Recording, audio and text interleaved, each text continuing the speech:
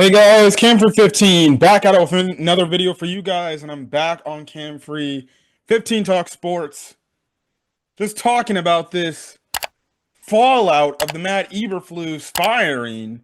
Obviously, if you saw my video with my Uncle Daryl, we talked about the Matt Eberflus being fired stuff. We had the breakdown of like the events that led up to it and why he realistically needed to be gone, and that whole debacle that happened on Black Friday. And man, the hits just don't keep coming. I said it in my freaking Matt Eberflus's fire video. This dude will probably never get a head coaching gig again for the stupid shit that he did. And my God, if you people read the article, the athletic article done by Adam Jahns, who's a Bears beat reporter, and Diana Russini, who is NFL just reporter for ESPN. This athletic article, man, is so goddamn damning of how dysfunctional, of how much of a problem that Matt Eberflus is or was as the head coach of the Chicago Bears. Like, it's bad. Bad. Bad to the point after the Lions lost, the players just had enough and they're like, we need to take shit into our own fucking hands.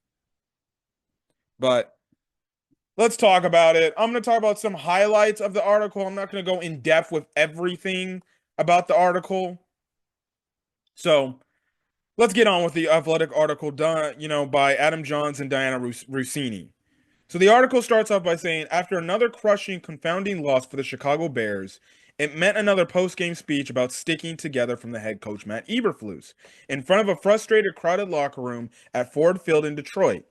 This time, though, team captain Jaylon Johnson wasn't having it. Not after another winnable game slipped away, which was the final score of 23-20, lost to the Lions on Thanksgiving Day. Not after another day of highly questionable coaching decisions. This post-game message required a different tone, a different vibe, and probably a different voice. Like a lot of Bears players, Johnson had enough. Sick of finding new ways to give games away, they wanted accountability and they wanted answers. One Bears player ended up saying, Jaylon ended up winning crazy. He was very emotional and pissed, but rightfully so. He's been here longer than most of us. Another player said he was going off more so at Matt Eberflus.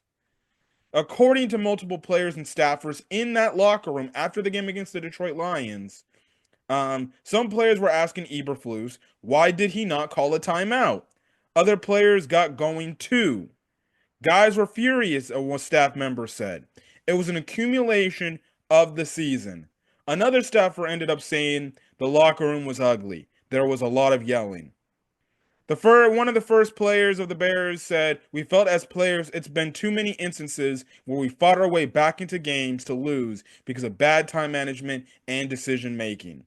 Multiple sources added that emotions were so high between the players and their head coach that and that led to Matt Eberflus leaving the locker room immediately after his speech and his exchange with the players. There was nothing left to say, and it was because of that moment the Bears would inevitably force their chairman George McCaskey into doing something the franchise had never done. Obviously, you saw the Friday stuff, and everything about him talking to the media on Zoom at 9 a.m. Central Standard Time. Then 2 hours after that, he was fired. A team source explained that McCaskey, Poles, and Warren were still meeting during the scheduled news conference. At that point, no decision had been made about Eberflus's future, so there was no reason to delay the presser, which might have signaled something big was happening. By the time the decision to fire Eberflus was made, the news conference was over. With 2 years remaining on a 5-year contract, which this confirms he had a 5-year contract, and this loser had 2 more years remaining, he became the first head coach ever fired by the Bears during the season. While Eberflus was liked by some in the building, his record in one-score games were 5-19, the NFL's worst record during his tenure, and he was 2-13 in NFC North matchups. Now, before I get to the Shane Waldron stuff, let's talk about the fallout from the Thursday game against the Detroit Lions. It makes complete sense, the fact that after losing the game the way they lost, it makes complete sense why players like, especially Jaylon Johnson, were just fed up and they were like, man, fuck this shit. The fuck are you doing out there? We doing all our asses and we putting our lives in the line. We working our asses off to find ways to get back in these games and pull off the impossible. And you keep messing up in these critical situations. No, I'm done. The fact that the Athletic article basically highlighted that Jaylon Johnson was probably one of the leading players of the fact that they were just fucking done with Eberflus's bullshit. It just goes to show you how much dysfunction was in that locker room.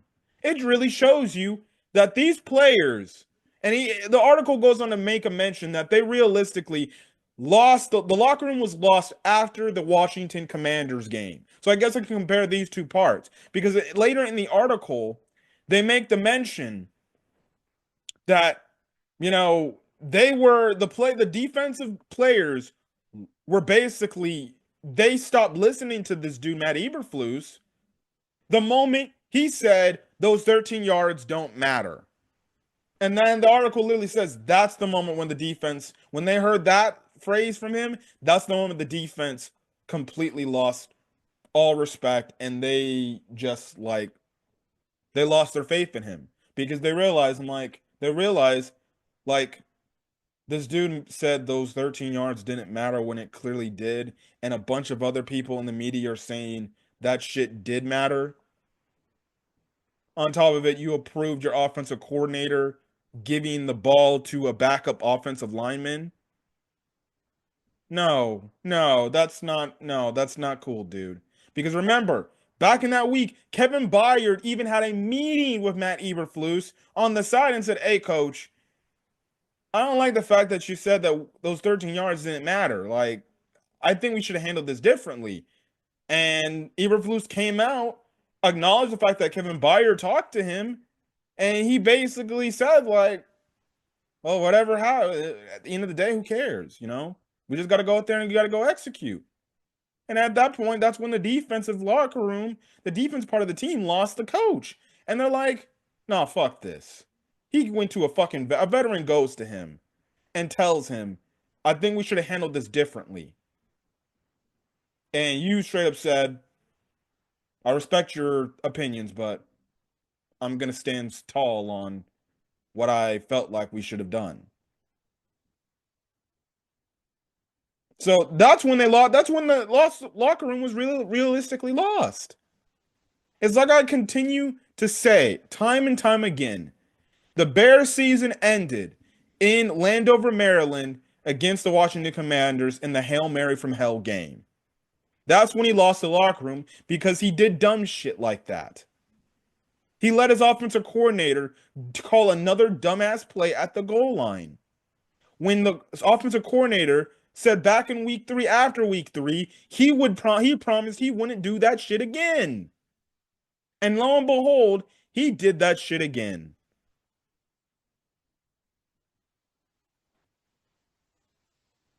And after the free 13 yards are given up, and that led to that freaking Hail Mary happening, and then the whole blowback about everything that happened after that, the locker room lost when they heard the man say those 13 yards didn't matter.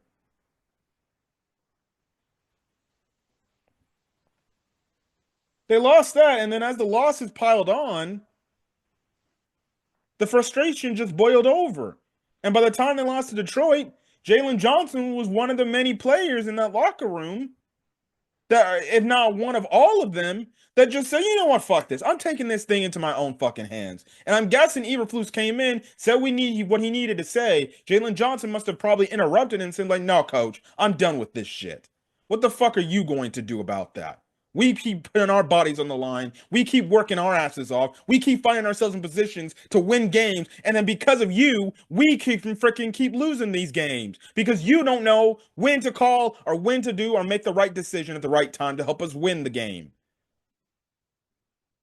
And because of him speaking up, that got many other players to start speaking up and start going up against the coach to the point. I guess it blew over so bad, Eberflus basically had to run up out of the freaking locker room and basically get to the press conference. That's probably why it took so long for the Bears to stream their press conference. Because remember, it took like damn near 20, 30 minutes for them to finally go live.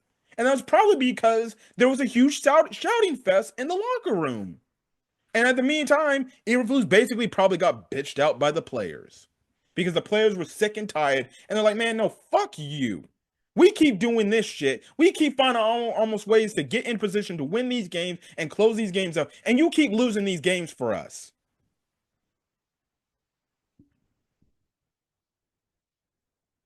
I bet you DJ Moore was probably one of those anonymous players that got up and just also started shouting too, because we know he's been very frustrated in this whole situation. Jaylon Johnson has every fucking right to be pissed off and doing what he's doing. That whatever that one player, whoever it was, ain't lying. He has been here the longest. He went through the incompetence of Matt Nagy, and then he's been dealing with this garbage team for the past 2 years, 3 years. And he's like, man, I got paid. I'm trying to win. I ain't trying to be here on a mediocre team and do all this crap. I resigned because I believe we were gonna we're gonna be different. We're gonna change. And he boiled over. He lost it. And do I blame him? No, I don't. And good on Jaylon Johnson for calling out Matt Eberflus. Good on him.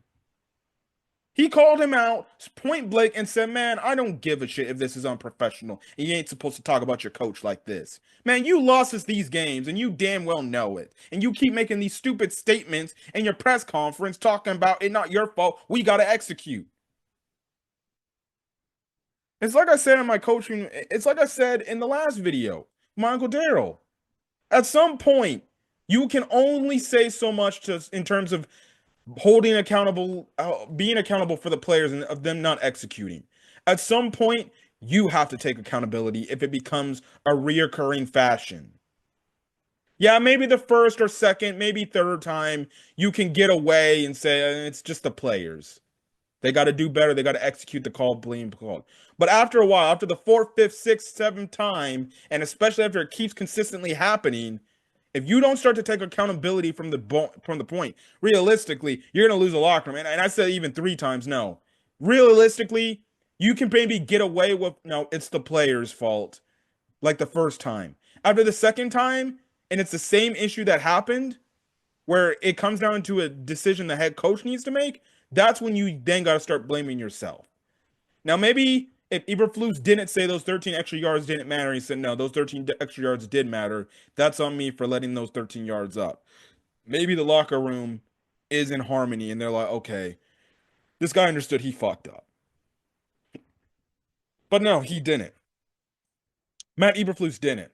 And the article even goes on to say, like, because I even talked about this in past videos, how he continuously said, you know, after the Washington game, I take accountability for that. Like, one of the first times he did that was the Cardinals game, where he called a run play or a pass defense, and the Cardinals ran the ball and they get it for a touchdown to basically end the half. And he goes in there and talking about, that's on me. I called a pass defense as opposed to a run defense, so that's on me. And then you just saw it to how every single press conference this man would come out. He would still defend the decisions that he made in terms of these late game situations. But at the same time, he also talking about how he taking accountability that's on him.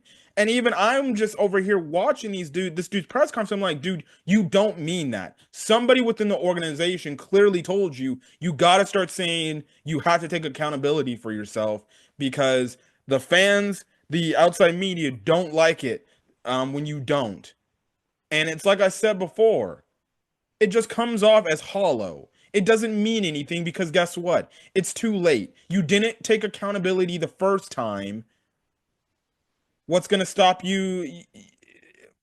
Who's going to listen to you? It means you don't mean it. You're just saying it because somebody more than likely told you to say it, and you're just saying it. And the article even goes on to mention the more he said it, it just was it was just insincere to the players because the players clearly knew when they watched it, they're like, man, you don't mean that shit. If you said that back in Washington, okay, fine. But we know what you feel. And again, it goes to the stubbornness of Matt Eberflus. He could never admit he was wrong for mistakes he made in late game situations. He never wanted to admit that because he, just like the last Matt, his ego knew no bounds. He thought he could do no wrong, and guess what? I'm always right because I'm the smartest man in the room. Not you. I don't care. You got to go out there and you got to go execute. And you even go look at that press conference that didn't need to even be held. He basically alluded to the fact it, he essentially alluded to the fact of like, yeah, there was some things that could have maybe been handled differently, but regardless, we just got to do a better job at that situation. He still essentially doubled down on that. Like it's a joke. That just tells me a coach is too stubborn to not understand the situation and is too stubborn to admit you fucked up. It's not like it's not gonna make anything worse if you just say I messed up, that's on me. But no, he didn't. And that's why I said, and that's why I'll continue to slip. And that's why I said, and again, one of the last points about Eberflus. That's why I believe he will never get a head coaching gig again. Because teams are going to look at what he did in Chicago and they're going to see, especially now that this article came out, organizations are going to see this. And they're going to see, like, you're just a guy that just doesn't take accountability. Your locker room was extremely pissed off because you didn't take accountability for some of your late game losses. And it's like, the fact that this dude was willing to not do that, I'm like, he should never get another head coaching opportunity again. He should never. I don't care if it's the college ranks, and I don't care if it's another NFL opportunity. He should know these opportunities don't come very lightly or very often. Sometimes it's once in a lifetime opportunity, and you have a once in a lifetime shot to get it right. And if you can't get it right because of how bad your tenure you may be, you'll never be a head coaching gig again. We saw it with Vic Fangio. Vic Fangio, he was a good DC. He ends up becoming the head coach of the Broncos, and that's way too much for him. He lost the locker room. To move on. You can say the same thing about Nathaniel Hackett. He lost the locker room. It was a shit show.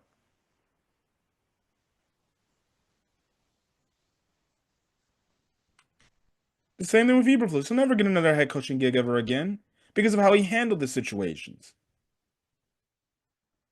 No team's gonna look at what he did in Chicago and they'll be like, man, please. Use that those 13 extra yards didn't matter. That's all I needed to know about you. And he should be hopefully lucky he ever gets a defensive coordinator position ever again either.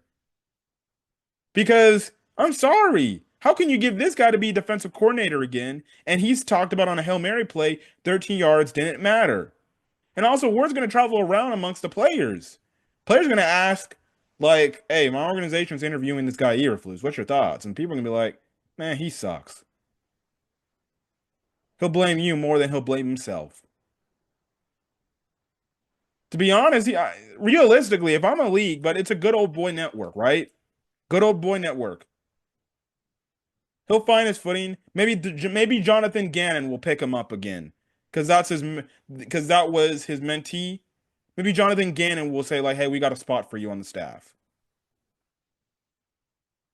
Maybe Chris Ballard gives him an opportunity again and be like, "Hey, man, we'll bring you over." But I don't know if they'll do that because the one Colts player talked about how he didn't like him. There'll be somebody out there that'll give him an opportunity probably. But you get my point. Well, no, he might be ostracized from the league from this shit that he did. He'll find somewhere to go because there'll be somebody that he has connections with that will give him an opportunity. But honestly, he probably is just going to be a position coach. I wouldn't have him be my defensive coordinator or my head coach ever again. It's a joke, man. Again, props to Jaylon Johnson for stepping up and finally saying enough is enough, man. And also that's probably when Kevin Warren and Ryan Poles are probably in the locker room. They're probably hearing the players' frustration. They're like, "Yeah, this is not good. This is not good." The Shane Waldron stuff was also damning. You know, it was also damning. The article goes on to talk about Waldron be having his failure of a season and him getting fired, and basically, players. The article goes on to say players' frustrations with Shane Waldron have been bubbling since the summertime. The new offense. So again, this it leads up to what Keenan Allen said, like in OTAs and shit like that. They felt like he wasn't hard enough on them. He was too nice of a guy. Players had these frustrations about Shane Waldron on offense, dating back to the summertime. The new offensive coordinator changed the Bears' running game, scrapping 2 years of progress under offensive line coach Chris Morgan. Now, let me stop right there. A lot of Bear fans have been very upset with Chris Morgan, and they very much have hated Chris Morgan. They're like, he needs to go. He needs to be fired. I still think he needs to be fired because he has not got this offensive line to play any better or play above average than what they already are. But maybe also another reason why, as they played like that, was because your offensive coordinator changed everything. It seems like because remember, Chris Morgan's the run game coordinator, and the article says he scrapped the new offensive coordinator changed the Bears run game and scrapped 2 years of progress under the offensive line coach, who's also the run game coordinator. It sounds like Shane Waldron looked at this plan and was like, man, no, we ain't doing this shit. We're doing it my way, okay? You got to listen to my way. And Chris Morgan probably just like, but this has been our run game for the past 2 seasons. Waldron's over here like, okay, and I'm the offense coordinator.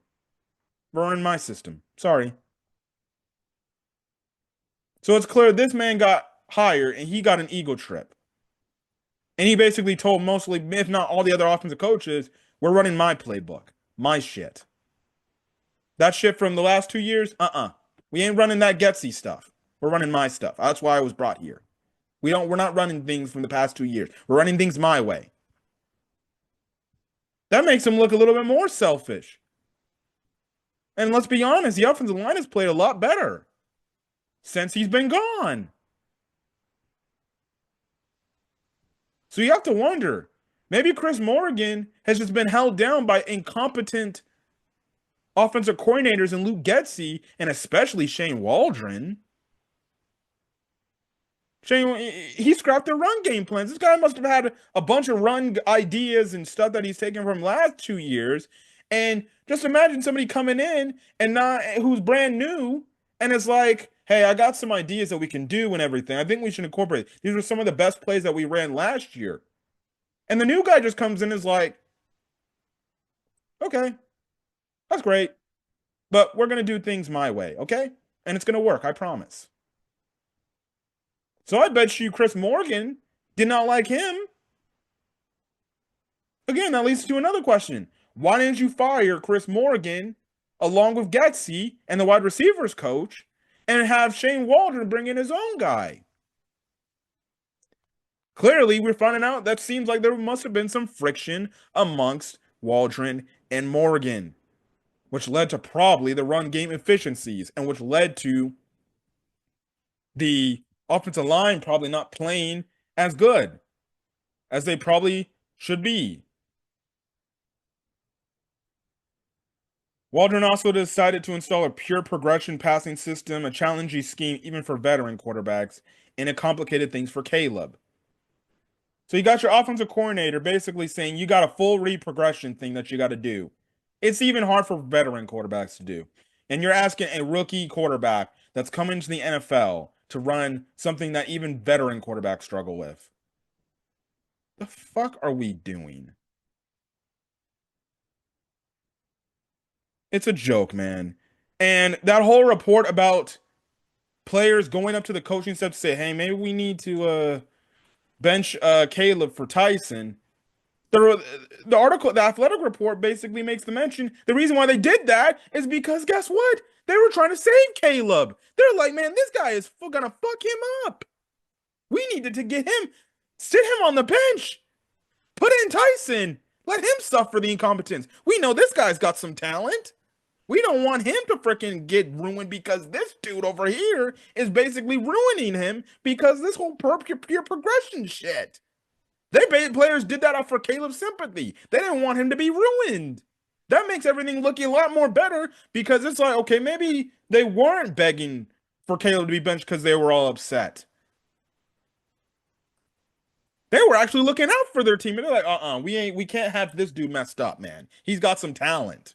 We already seen what they did with Justin.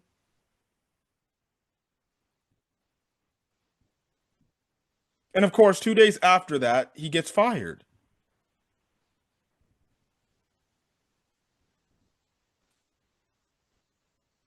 An anonymous player said where they messed up was with Shane, was messed up was with Shane and making him the coordinator to begin with. That's a damning quote. A player on the team said,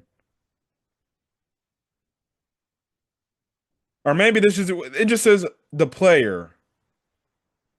So it could have been somebody on the team. But it would make complete sense if it was somebody from the outside, probably from Seattle. But if it was a player on the Bears, the fact that they said their mistake was hiring Waldron is a damning quote. Because 9 out of 10 times, probably one of their boys called him up and say, "Hey, good luck with Shane, bro. You guys gonna need it." Somebody clearly from Seattle must have told them, called them up and said, "Good luck. Tell Caleb to do his best out there because he ain't gonna like him." And then they talk about the Thomas Brown and how he's handling the situation. Coaches seem to be on board with him, and it seems like coaches were never on board with Waldron. So there was not only issues between players and coaching staff, there was issues between coaches and coaches. And I bet you, man, the other assistant coaches on that offensive staff probably looking at Eberflus like, this dumbass really hired this dude. What the fuck? But man, it's crazy, man. They talked about how Thomas Brown is a direct person and everything. And that's really it of the article. And that's look, it's just a damning article to read, man. It's really damn disappointing to hear that all this dysfunction was happening within the organization and the head coach was being oblivious to it. It's just bad, man. It's just bad. It's just bad, you know. And then like I mentioned earlier about the press conference, there was no decision if they wanted to fire Eberflus. So they had a meeting. Well, then why didn't you push the interview back? The press conference back then? If you were meeting. And you said, "Hey, go talk to your coaches, do your game plan and everything, blah blah blah blah blah blah." We'll talk in a bit. That's when you have your conversations with George and Kevin as Ryan Poles, and then after you come to the decision to fire him, that's when you say, "Hey, Matt, can you come to our office real quick?" And then that's when you let him go. And then that's when you go out on the Zoom conference and you just go out there and you say, "Listen, we want to bring this news out. We've kept this in-house. We haven't reported this out to any reporters, but we're going to make this announcement now. We wanted to make everybody be aware that we have relieved Matt Eberflus of his duties as head coach of the Chicago Bears. We will not be taking any questions at this point in time, um, because we want to focus on what our next plan is and everything. What I can say is Thomas Brown will be our interim head coach going forward, and we'll have more answers on Monday. You leave it at that. You end the press conference that leaves everybody in I would say, a frenzy. But you have your reporters talking about it and everything. You move on. But they didn't do that. They did what they did. Whatever. He's fired at the end of the day. Whatever. Regardless, man, it's an absolute joke that this all happened. And the fact or the moral of the story is this. The moral of this article is this. It was a coach that was too arrogant, too egocentric, and he just got in his own way. And at some point, Jaylon Johnson, the leader, was just said, enough is enough. I'm going against the coach. And listen, he can do that. He freely did that because guess what? He knew he got paid. What's the worst is going to happen? They're going to let him go. He knows the other corner opposite of him can't lock down another receiver. So he stepped up and he said, no, fuck this. I'm going into business for myself then. And he called out the coach. And what did Eberflus do? He took the punishment. He took what the players were talking about him, and he just fucking left. And then he left to go to the podium. And then he again fucking doubled down on his situation. Absolutely embarrassing for him. Absolutely embarrassing. The players basically come to you and talk to you about the issues they have with you. And you go to the podium for the press conference. And you then fucking say the exact same thing and said, I thought we had a good operation. The same exact thing players told you they were upset about. How you handled the operation. You go out there and say, I was okay with the operation. Then 24 hours later, you go and double and triple down on it.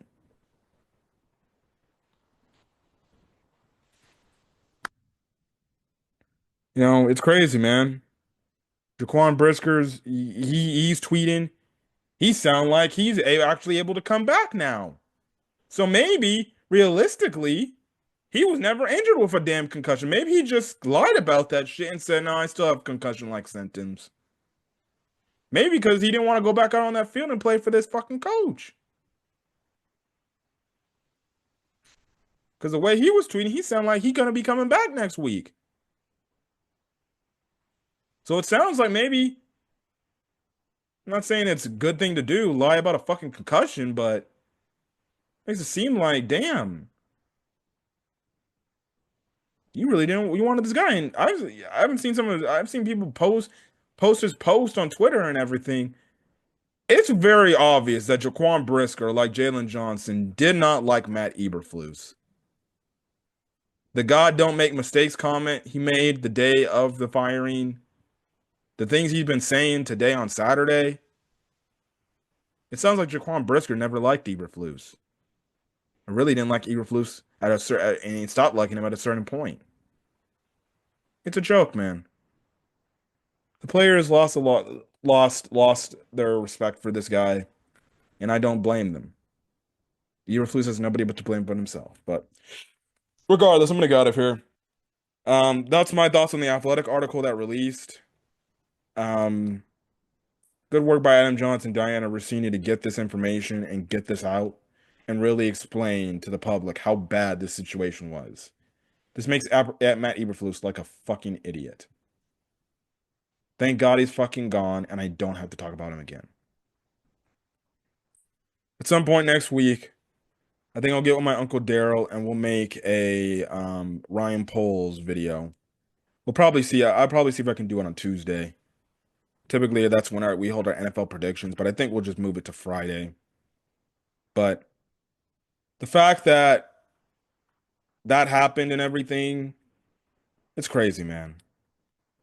And we'll have that Ryan Poles talk about him being on the hot seat and what he needs to do and stuff like that. But yeah. Anyways, I'm gonna get out of here. Catch you guys in the next video. Till then, guys, stay safe out there. Have a great rest of your day, or night. And hit the subscribe button if you want to get more Camp for 15 Talk Sports content. Until then, guys, peace.